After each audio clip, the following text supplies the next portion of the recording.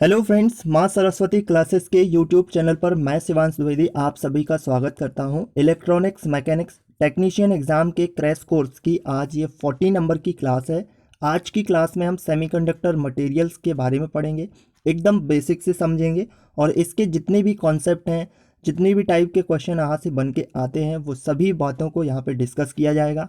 और इससे पहले भी हमारी 13 क्लास आ चुकी हैं और ये क्रैश कोर्स के अंतर्गत है। ये किसी भी आप टेक्नीशियन एग्जाम की तैयारी कर रहे हैं जिसमें आपकी ट्रेड इलेक्ट्रॉनिक्स मैकेनिक्स है, चाहे दिल्ली मेट्रो रेल कॉरपोरेशन हो, इसरो हो, डीआरडीओ हो, आईओसीएल, मेट्रो रेलवे या जितने भी ऑर्गेनाइजेशन हैं, अगर आप इलेक्ट्रॉनिक्स मैकेनिक्स के अंतर्गत तैयारी कर रहे हैं तो ये क्रैश कोर्स आपके लिए है।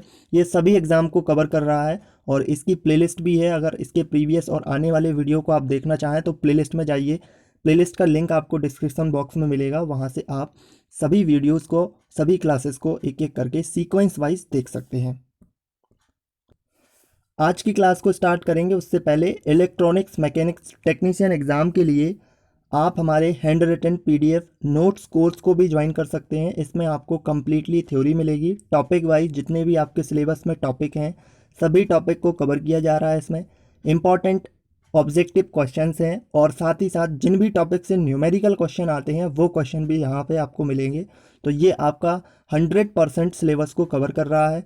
और इसको आप कैसे प्राप्त कर सकते हैं, कैसे आपको इससे जुड़ना है, इसके लिए आपको इस व्हाट्सएप नंबर पर मैसेज करना है। बाकी की जानकारी आपको इसी व्हाट्सएप के थ्रू मिलेगी। सो फ्रेंड्स, जैसे कि आज का हमारा टॉपिक है सेमीकंडक्टर मटेरियल्स, तो सेमीकंडक्टर मटेरियल्स को पढ़ने से पहले हमें कंडक्टर और इंसुलेटर की बेसिक प्रॉपर्टी को समझना बहुत ज़रूरी है, क्योंकि इनमें जो कॉन्सेप्ट निकल के आते हैं उनमें बहुत सारे कॉन्सेप्ट का यूज़ सेमीकंडक्टर के लिए किया जाता है। तो अगर हम इलेक्ट्रिकल के फॉर्म में देखें तो मटेरियल्स जो होंगे वो 3 टाइप के होते हैं: कंडक्टर, सेमीकंडक्टर और इंसुलेटर। यहाँ पे आज की क्लास में हम सेमीकंडक्टर के बारे में पढ़ेंगे, उससे पहले बेसिक इन्फॉर्मेशन कंडक्टर और इंसुलेटर के बारे में जान लेते हैं। हालांकि ये भी टॉपिक आपके सिलेबस में है और इनको भी आपको अच्छे से इसको कवर करना है, डीपली कवर करना है। तो जो आपकी बेसिक इलेक्ट्रिकल की क्लास होगी, जब बेसिक इलेक्ट्रिकल आपका सिलेबस में है तो उसमें आपको बेसिक इलेक्ट्रिकल के बारे में पढ़ना है। उसमें कंडक्टर भी पढ़ाया जाएगा, इंसुलेटर भी पढ़ाया जाएगा, ट्रांसफार्मर है और भी एसी फंडामेंटल्स होते हैं, एसी मशीन होती है, एसी 3 फेज मोटर होती है। तो इन चीज़ों को हम बाद में पढ़ेंगे। तो अभी हाल में थोड़ा सा बेसिक समझ लेते हैं, जिन भी कॉन्सेप्ट की ज़रूरत हमें सेमीकंडक्टर के लिए होगी। और बाकी जब आपकी बेसिक इलेक्ट्रिकल की क्लास लेंगे तो उस टाइम पे इसके जितने भी डीपली कॉन्सेप्ट होते हैं उन सभी को पढ़ेंगे। तो अगर हम सबसे पहले मटेरियल्स की बात करते हैं तो वो 3 टाइप का डिवाइड होता है, एक कंडक्टर में, सेमीकंडक्टर में और इंसुलेटर में। कंडक्टर मतलब चालक पदार्थ, सेमीकंडक्टर मतलब अर्धचालक और इंसुलेटर का मतलब कुचालक। तो यहाँ पे सबसे पहले अगर हम कंडक्टर की बात करें तो कंडक्टर में क्या होता है कि जो इसके आउटर मोस्ट सेल होती है, जो भी इसका परमाणु होता है, उसके आउटर मोस्ट सेल का मतलब कि जो उसकी बाहरी कक्षा होती है उसमें फ्री इलेक्ट्रॉन की संख्या सबसे ज़्यादा होती है।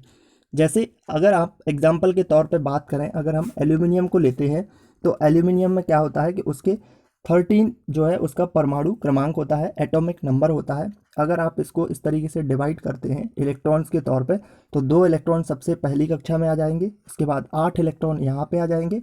तो 1 2 3 4 5 6 7 और 8 इस तरीके से।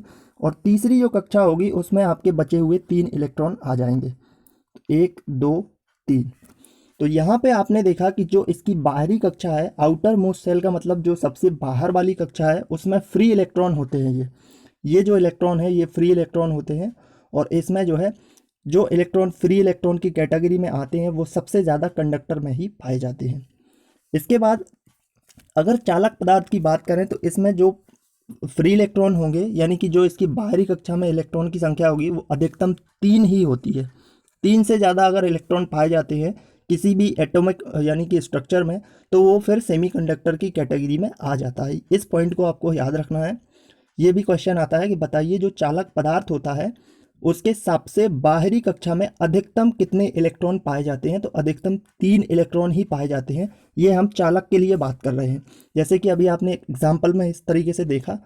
और इसके अलावा अगर आप कोई भी और एग्जाम्पल लेंगे तो उसमें भी अधिकतम 3 इलेक्ट्रॉन ही होते हैं, वो जो कि चालक पदार्थ के अंतर्गत आता है। सेकेंड पॉइंट है यहाँ पे कि इसमें जो ताप गुणांक होता है वो पॉजिटिव होता है, यानी कि इसका जो टेम्परेचर कोफिशिएंट होता है वो पॉजिटिव होता है, जिसका मतलब ये है कि अगर हम किसी भी चालक पदार्थ के तापमान को बढ़ाते हैं तो उसका जो रेजिस्टेंस है, उसका जो प्रतिरोध होता है वो भी बढ़ जाता है। यही कारण है कि जब जैसे आपका कोई भी वायर होता है, आपने देखा होगा कोई भी आपका जो कंडक्टर के अंतर्गत आने वाला वायर होता है, चाहे आप कॉपर की बात करें, एल्यूमिनियम की बात करें या फिर सिल्वर की बात करें, जब वो हीट हो जाता है तो उसका जो रेजिस्टेंस है वो बढ़ने लगता है। तो ये second point is very important point है कि आपसे पूछा जाएगा कि जो कंडक्टर मटेरियल्स होते हैं उनका जो टेम्परेचर कोफिशिएंट होता है या फिर उनका जो ताप गुणांक होता है वो कैसा होता है, तो वो धनात्मक होता है। और इस बात को आप कैसे याद रखेंगे कि ये धनात्मक होता है, तो इस बात को आपको ऐसे याद रखना है कि अगर आप टेम्परेचर को बढ़ाते हैं तो फिर आपका जो रेजिस्टेंस है वो भी बढ़ता है। और आपको ये कॉमन सी बात पता होगी कि रेजिस्टेंस जो कंडक्टर है उनका तापमान बढ़ने से बढ़ता है। इसका मतलब क्या हुआ कि तापमान भी बढ़ रहा है तो रेजिस्टेंस भी बढ़ रहा है। इसका मतलब ये हुआ कि इनमें पॉजिटिव जो है चेंज आ रहा है। ऐसा नहीं है कि अगर एक चीज़ बढ़ती है तो दूसरी चीज़ घटती है। अगर आप देखेंगे तो ये दोनों क्वांटिटी बढ़ रही हैं। इसका मतलब क्या हुआ कि इनमें पॉजिटिव चेंज हो रहा है, इसीलिए इसको हमने इस तरीके से बोला है कि जो आपका कंडक्टर मटेरियल होता है उसका जो टेम्परेचर कोफिशिएंट होगा वो पॉजिटिव होगा। अब यहाँ पे तीसरी पॉइंट यहाँ पे दी गई है कि इसमें जो इसका संयोजकता बैंड होता है, यानी कि इसका जो बैलेंस बैंड होता है और जो चालन बैंड होता है वो एक दूसरे को ओवरलैप किए रहते हैं। तो इन चीज़ों को समझने से पहले हमें सबसे पहले संयोजकता बैंड के बारे में पता होना चाहिए और चालन बैंड के बारे में पता होना चाहिए। ये तीसरे नंबर का जो कॉन्सेप्ट है वो बहुत ही पावरफुल कॉन्सेप्ट है। ये कॉन्सेप्ट आपके सेमीकंडक्टर में भी यूज़ होगा और इसी कॉन्सेप्ट पर ही आपकी सेमीकंडक्टर मटेरियल्स काम करते हैं और इसी पर ही सेमीकंडक्टर की बाकी डिवाइसेस बनाई गई हैं। तो सबसे पहले इस तीसरे नंबर के पॉइंट को समझने से पहले एक बार हम संयोजकता बैंड को समझ लेते हैं और इसके चालन बैंड को समझ लेते हैं।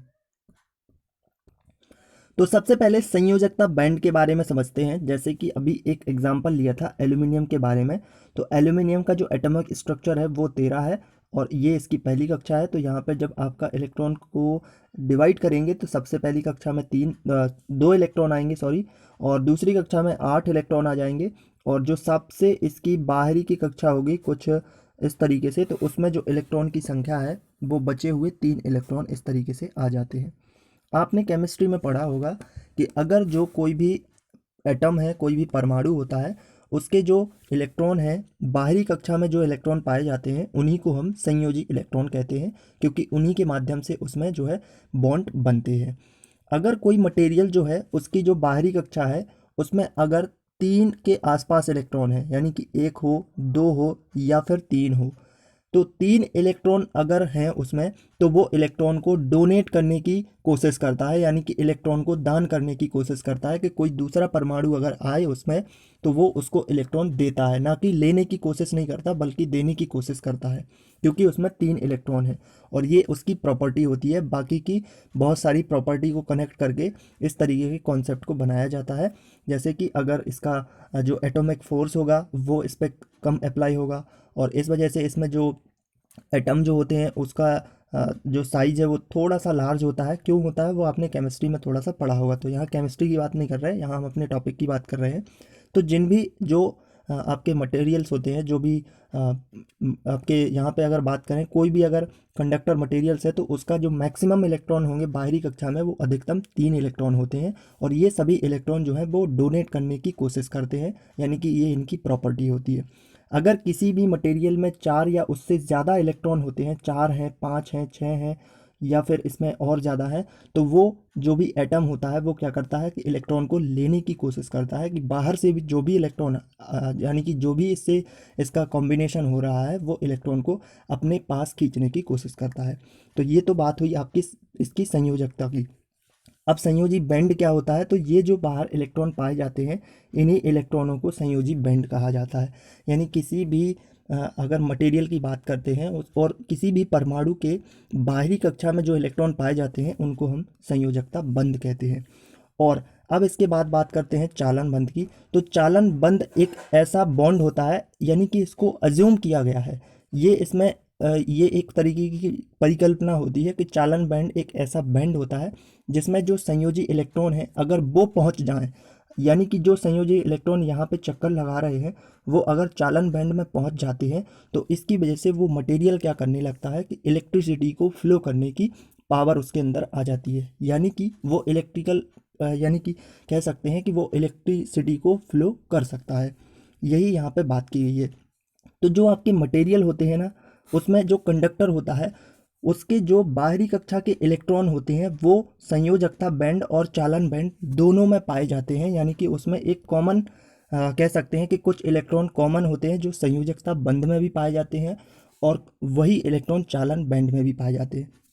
अगर इसको ग्राफिकली तौर पे हम समझें तो कुछ इस प्रकार से इसका ग्राफ होता है। जैसे यहाँ पे हम एक ग्राफ को डिजाइन करने की कोशिश करते हैं इस तरीके से, तो सबसे पहले यहाँ पे नीचे बनाया जाता है बैलेंस बैंड को।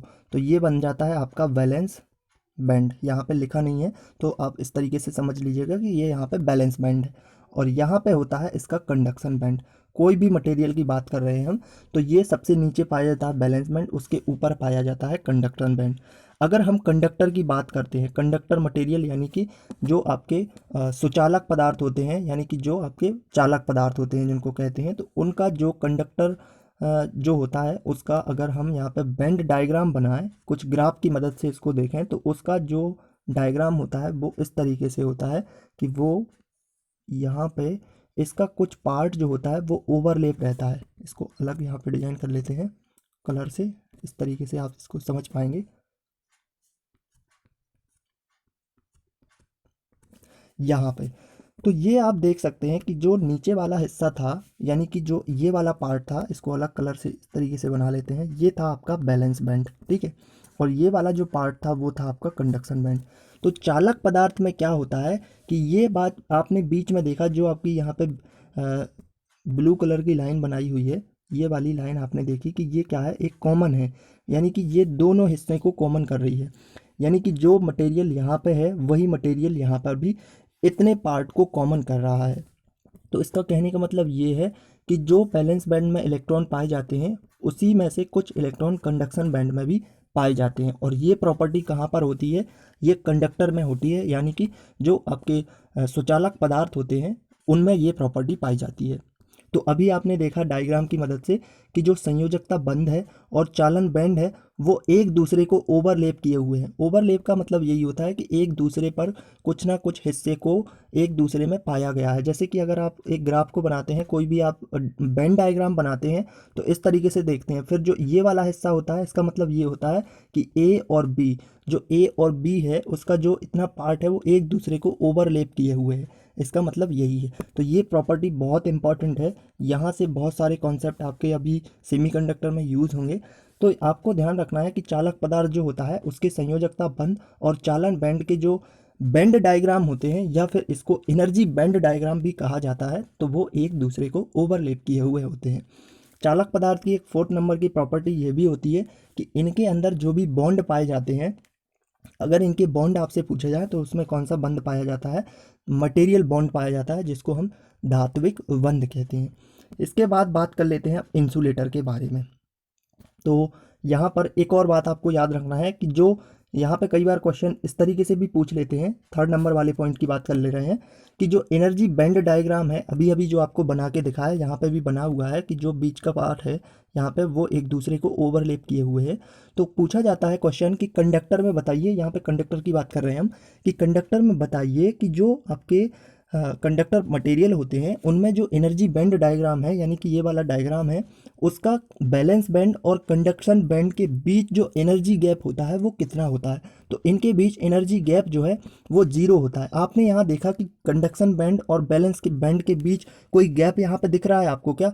बिल्कुल नहीं दिख रहा है, क्योंकि यहाँ पे ये एक दूसरे को ओवरलैप किए हुए हैं। गैप का मतलब ये होता है कि इतना हिस्सा यहाँ पे बना हुआ है, इस तरीके से अगर बना हुआ है, ये बैलेंस बैंड है, ये कंडक्शन बैंड है, तो बीच का हिस्सा खाली होना चाहिए। गैप का मतलब यही तो है कि जो हिस्सा खाली है वो उतना गैप बना रहा है। पर यहाँ चालक पदार्थ में क्या होता है कि यहाँ पे कोई गैप नहीं होता है, वो एक दूसरे को इस तरीके से ओवरलैप किए हुए हों। तो इसका मतलब क्या हुआ कि यहाँ पे 0 गैप है। 0 का मतलब क्या हो गया कि एनर्जी जो बैंड गैप है वो 0 है। अभी आपको ये समझाएंगे आगे चल के कि एनर्जी बैंड गैप क्या होता है, ये कैसे फिलअप होता है, वो सेमीकंडक्टर में आपको थोड़ा सा समझ में और आ जाएगा। तो यहाँ पे अब हम अगर कुचालक पदार्थ की बात करें तो कुचालक पदार्थ क्या होते हैं? इनमें जो फ्री इलेक्ट्रॉन होते हैं वो बिल्कुल नहीं पाए जाते हैं या फिर ना के बराबर पाए जाते हैं। तो जो इंसुलेटर है वो कैसे मटेरियल होते हैं, इनमें जो इनकी बाहरी कक्षा की बात करें तो इलेक्ट्रॉन की संख्या बिल्कुल भी नहीं पाई जाएगी या फिर इसमें ना के बराबर होगी, या कुछ ऐसे आपके कुचालक पदार्थ होते हैं जिनमें इलेक्ट्रॉन नहीं भी होते हैं फिर भी वो इसकी प्रॉपर्टी को दर्शाते हैं। और दूसरी यहाँ पे पॉइंट है कि इनका जो विद्युत का प्रवाह है, जब इसमें मुक्त इलेक्ट्रॉन ही नहीं पाए जाएंगे इसकी बाहरी कक्षा में तो विद्युत का प्रवाह होने की कोई बात ही नहीं है। यानी कि विद्युत का प्रवाह तभी होता है जब कोई भी मटेरियल पदार्थ है, कोई भी आप अगर पदार्थ की बात करते हैं तो उसकी बाहरी कक्षा में अगर इलेक्ट्रॉन पाए जाते हैं तभी उस मटेरियल में विद्युत का प्रवाह दर्शाया जाता है। फिर दूसरी बात ये अलग होती है कि उनका बैलेंस बैंड और कंडक्शन बैंड के बीच एनर्जी बैंड गैप कितना है और उसमें इलेक्ट्रॉन की बाकी की प्रॉपर्टी क्या है। तो यहाँ पे कहने का मतलब यही है कि कुचालक पदार्थ में यही कहने का मतलब है, पहली बात तो ये कह गई है कि उसमें मुक्त इलेक्ट्रॉन नहीं है। मुक्त इलेक्ट्रॉन यहाँ पे आप शायद समझ गए होंगे कि जो बाहरी कक्षा में इलेक्ट्रॉन पाए जाते हैं उन्हीं को मुक्त इलेक्ट्रॉन कहा जाता है। और यहाँ पर जब मुक्त इलेक्ट्रॉन ही नहीं है तो विद्युत का प्रवाह होने की तो कोई बात ही नहीं हो सकती। फिर यहाँ पे अगर बात करें संयोजकता बैंड और चालन बैंड के बीच की, यहाँ पे आप देख सकते हैं फिर से यहाँ पे बैंड गैप की बात हुई है। तो अभी अभी आपको अलग से बताया था बैलेंस बैंड के बारे में और कंडक्शन बैंड के बारे में। तो ये देख सकते हैं आप यहाँ पे बीच में जो हिस्सा है ना ये खाली है, यानी कि ये हिस्सा भरा हुआ नहीं है, ना तो ये भर सकता है, ना अगर आप इसमें कोई एक्स्ट्रा एनर्जी भी देते हैं तब भी ये नहीं भर सकता है। कहने का मतलब ये है कि इसमें जो बैलेंस बैंड में पहली बात तो इलेक्ट्रॉन पाए नहीं जाते हैं, और अगर बाई चांस किसी भी मटेरियल कोई ऐसा मटेरियल है जो इंसुलेटर की कैटेगरी में आता है और अगर उसमें बाई चांस कोई मटेरियल उसके बैलेंस बैंड में पाया भी जाता है तो इतनी पावर हम नहीं दे सकते उसमें कि वो जो इलेक्ट्रॉन है वो यहाँ पे जंप करके कंडक्शन बैंड में पहुँच जाए।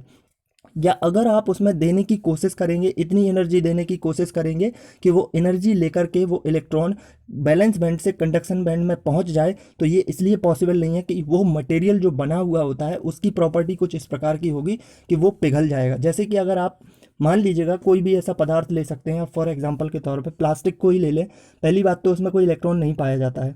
दूसरी बात अगर एज्यूम भी कर लेते हैं कि उसमें मान लीजिएगा बाहरी कक्षा में उसमें कोई इलेक्ट्रॉन है भी, तो अगर आप उसमें जब एनर्जी देंगे उसमें कोई आप इस तरीके से कोई हीट एनर्जी देते हैं या किसी भी प्रकार की एनर्जी देते हैं तो वो क्या होगा, पिघल जाएगा फिर वहाँ पे। तो उसका मतलब ये हुआ कि जो इनका जो बैंड गैप है, बैलेंस बैंड हो या फिर कंडक्शन बैंड के बीच का जो गैप होता है वो बहुत ज़्यादा होता है और इसको हम फॉरवर्ड एनर्जी गैप कहते हैं। यानी कि ये वर्जित ऊर्जा अंतराल होता है, ये कभी भर नहीं पाता है एक दूसरे से। और इसकी अगर वैल्यू की बात करें तो फॉरवर्डन एनर्जी गैप, जो कि इंसुलेटर के लिए बात कर रहे हैं हम, इंसुलेटर के लिए इसकी वैल्यू जो होती है वो 6 इलेक्ट्रॉन वोल्ट होती है। वेरी इंपॉर्टेंट पॉइंट है, ये आपको याद रखना है। बहुत बार एग्जाम में पूछा जाता है कि बताइए इंसुलेटर जो मटेरियल होते हैं उनके बीच जो उनका जो एनर्जी बैंड गैप होता है उसका जो अगर गैप की बात करें तो कितना होगा, या उसकी फॉरवर्डन एनर्जी गैप की वैल्यू कितनी होगी, तो वो आपको 6 इलेक्ट्रॉन वोल्ट आपको ध्यान रखना है। ये बात आपकी इंसुलेटर के बारे में हुई। तो हमने अभी आपको फिर से बताया कि जब आपकी बेसिक इलेक्ट्रिकल की क्लास होगी फिर हम इस बारे में और डीप से डिस्कस करेंगे। अभी आपके लिए इतना ज़रूरी है समझना, क्योंकि इससे आप सेमीकंडक्टर के कॉन्सेप्ट को समझने में और ज़्यादा आपको आसानी होगी। तो यहाँ पे अब हम बात करते हैं अपनी मेन कहानी पर आते हैं, जो कि है सेमीकंडक्टर। और ये सेमीकंडक्टर जो है एक हिसाब से आप कह सकते हैं कि ये इलेक्ट्रॉन की, यानी जो इलेक्ट्रॉनिक्स ट्रेड होती है, जो भी हमारी इलेक्ट्रॉनिक्स है उसकी आत्मा है। इसके बिना इलेक्ट्रॉनिक्स का विकास इतना संभव नहीं हो सकता था। आपको पता होगा कि जो फर्स्ट जनरेशन के कंप्यूटर बने थे तो उस टाइम पे सेमीकंडक्टर थे ही नहीं, और सेमीकंडक्टर नहीं थे तो उस टाइम पे वैक्यूम ट्यूब का यूज़ करना होता था, और वो कंप्यूटर की साइज़ को इतना बड़ा कर देता था कि जो आपके कंप्यूटर फर्स्ट जनरेशन के थे वो 2 या 3 कमरे में बन पाते थे, एक कमरे में तो उसका माउस ही बन पाता था। तो ये कह सकते हैं कि जो सेमीकंडक्टर की खोज होना एक बहुत बड़ा कह सकते हैं कि एक बहुत ही बड़ा अचीवमेंट रहा है इलेक्ट्रॉनिक्स के लिए। और ये सेमीकंडक्टर जो होते हैं वो इलेक्ट्रॉनिक्स की आत्मा होते हैं, ये एक नॉर्मल सी बात है। तो चलिए अब पॉइंट पर बात करते हैं। तो सेमीकंडक्टर क्या होते हैं? सेमीकंडक्टर की प्रॉपर्टी जो होती है ना, इसकी जो गुणधर्म होते हैं वो चालक और कुचालक के बीच के होते हैं। यानी कि अगर हम यहाँ पे चालक की बात करें और यहाँ पे कुचालक की बात करें तो इनके बीच जो प्रॉपर्टी होगी वो बीच में पाए जाते हैं। यानी कि कहने का मतलब कुछ प्रॉपर्टी इससे मिलती जुलती है और कुछ प्रॉपर्टी इससे भी मिलती जुलती है। इसीलिए ये बीच में उपस्थित होते हैं। अगर इनके चालन बैंड और जो इनका कंडक्शन बैंड है उसके बीच अगर फॉरवर्डन एनर्जी बैंड गैप की चौड़ाई की बात करें तो ये काफ़ी कम होती है और इसको हम बाहरी एनर्जी दे करके फिलअप कर सकते हैं। जैसे कि अगर हम बात करें और इनका बैंड गैप जो होता है वो थोड़ी सी भी अगर हम इसमें एनर्जी को प्रोवाइड करते हैं तो इनका बैंड गैप फिलअप हो जाता है।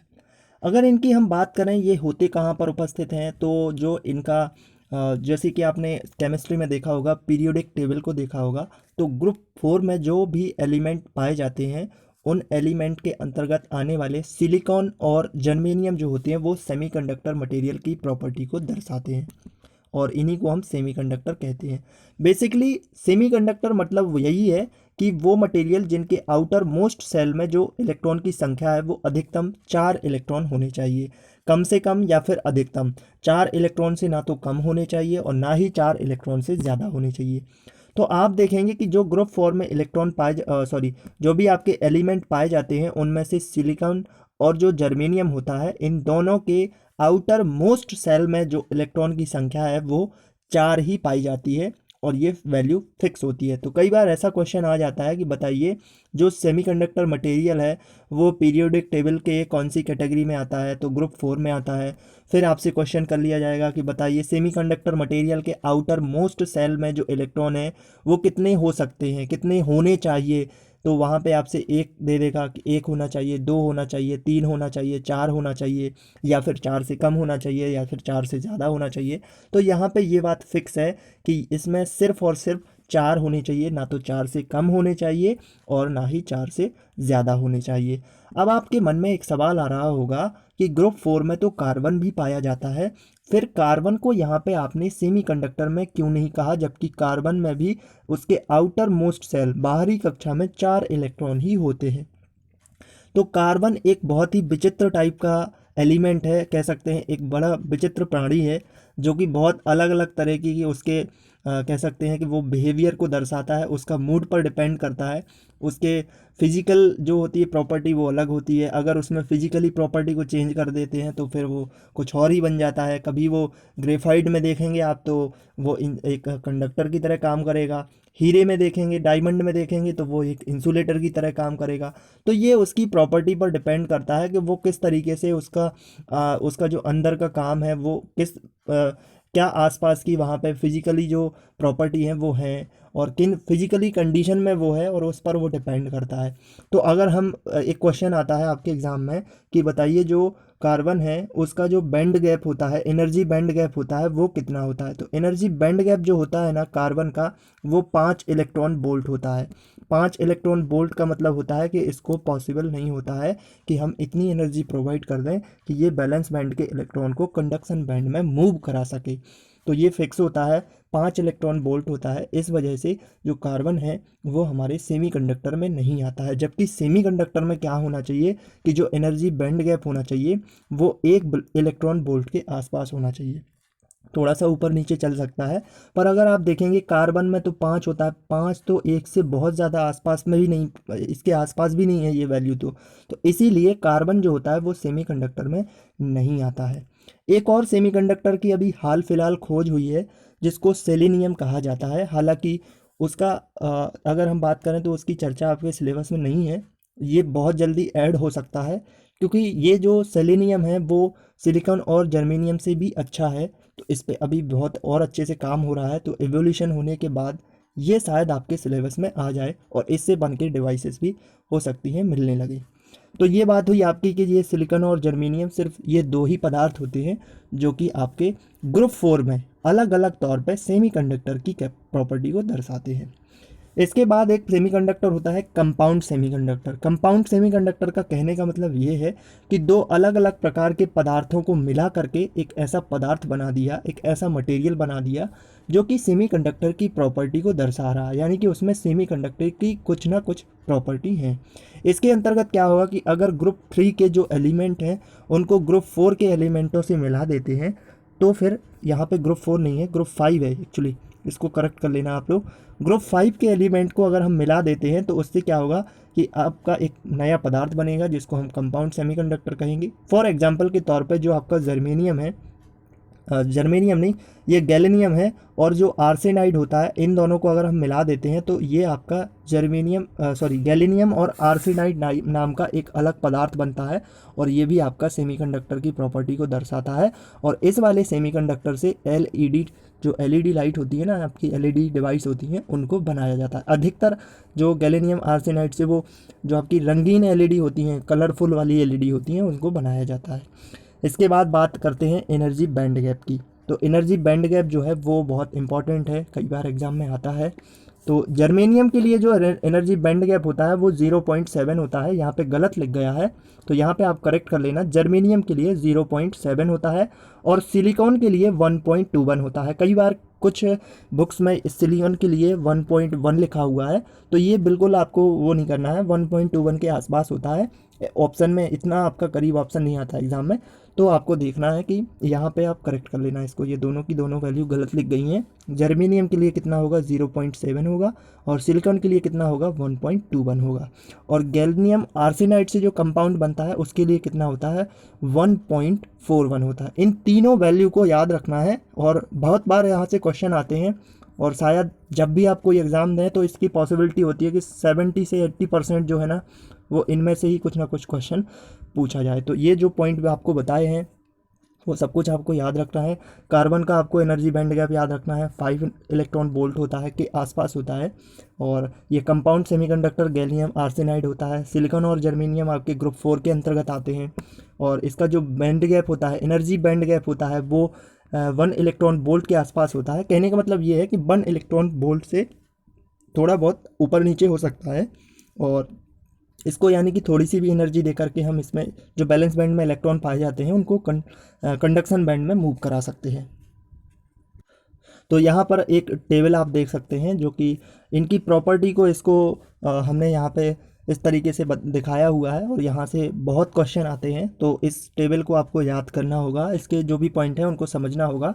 तो सबसे पहली प्रॉपर्टी है रेजिस्टेंस के बारे में। तो अगर आप कंडक्टर के लिए बात करें रेजिस्टेंस, तो वो बहुत ही कम होता है एज़ कम्पेयर टू सेमीकंडक्टर और इंसुलेटर के।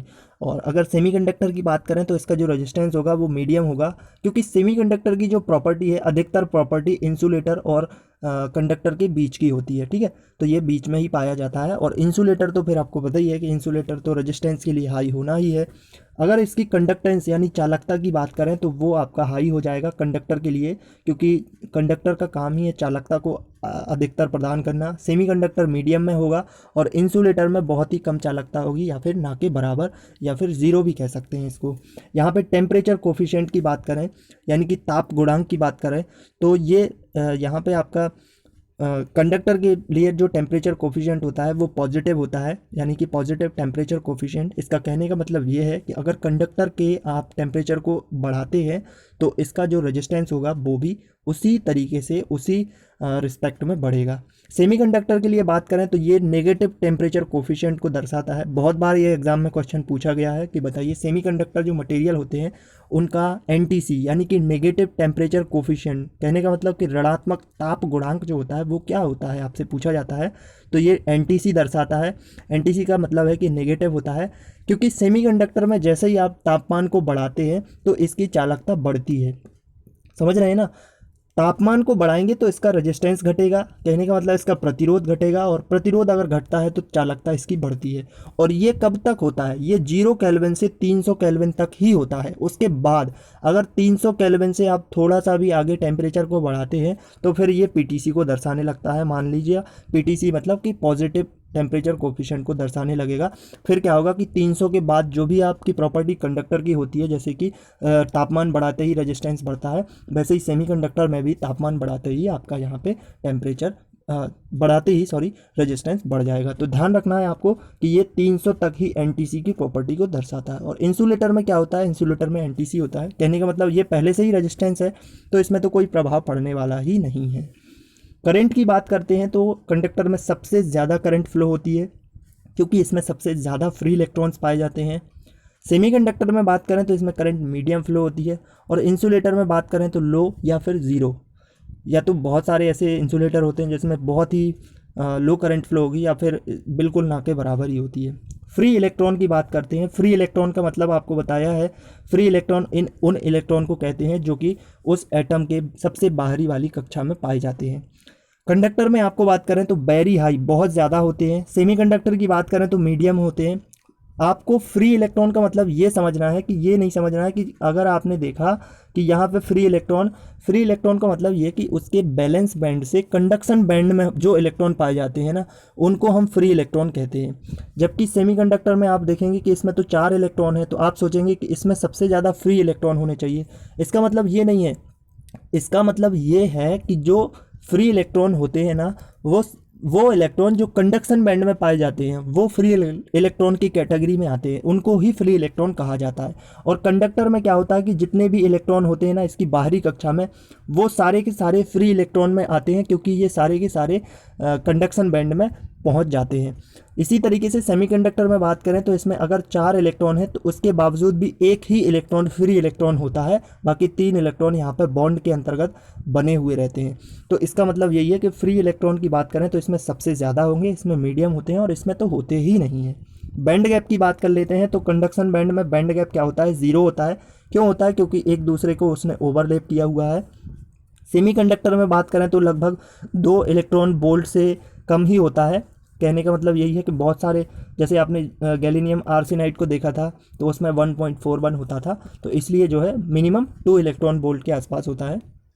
और सॉरी, मिनिमम नहीं, 2 इलेक्ट्रॉन वोल्ट के आसपास होता है मैक्सिमम। और इंसुलेटर में तो आपको पता ही है कि 6 इलेक्ट्रॉन वोल्ट से ज़्यादा भी होता है। इसका मतलब ये नहीं है कि 6 ही है, 6 होगा, 7 भी होगा, 8, 10, 12, 15, जितना भी है 6 से ज़्यादा ही होगा। 5 इलेक्ट्रॉन वोल्ट तो अभी आपको कार्बन के बारे में बताया, तो वो भी एक इंसुलेटर की तरह काम भी कर सकता है। इंसुलेटर भी होता है और वो तो कंडक्टर भी होता है। वो तो उसकी फिजिकल प्रॉपर्टी पर डिपेंड करता है, वो किस तरीके से उसकी जो है आसपास की प्रॉपर्टी है। बॉन्ड की बात कर लेते हैं तो इसमें कंडक्टर में जो बॉन्ड पाया जाता है वो मेटेलिक धात्विक बंध होता है। अगर सेमीकंडक्टर में बात करें तो वो कोवैलेंट होता है, यानी कि सहसंयोजक बंध होता है। और इंसुलेटर की बात करें तो उसमें आयनिक बॉन्ड होता है, यानी कि आयनिक बंध होता है। तो ये बॉन्ड आपको याद रखने हैं कि कंडक्टर में कौन सा है तो धात्विक है, सहसंयोजक में सॉरी इंसुलेटर में कौन सा है तो कोवैलेंट है, और अगर आप इसके इंसुलेटर की बात करें तो इसमें आयनिक बॉन्ड पाया जाता है। सो फ्रेंड्स, आज की क्लास को यहीं ख़त्म करते हैं। कल से हम प्रॉपरली सेमीकंडक्टर के बारे में पढ़ेंगे। जैसे कि आपको पता है ये 2 टाइप के होते हैं, पहले तो प्योर सेमीकंडक्टर और उसके बाद इम्प्योर सेमीकंडक्टर, या फिर उसको इंसेंट्रिक सेमीकंडक्टर कहते हैं, एक्सट्रिंसिक सेमीकंडक्टर कहते हैं।